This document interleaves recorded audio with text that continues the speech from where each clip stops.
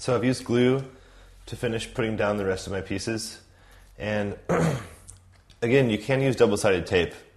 Double-sided tape works great, you know, sticky on both sides so it sticks to the backing and the back of each piece you put down.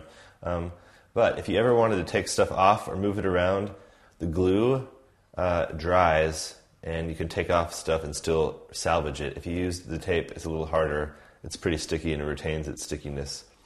So you potentially could rip off the back of one of this or rip off part of the backing in the process. But I've used glue for all this. I'm just going to use the tape to put this down since it's a small little piece. So I'm just going to get a small little sliver here. Put on the back of my stamp. And I'm trying to make it to where no edges are showing, and that's pretty good. I'm just going to kind of place that in the center.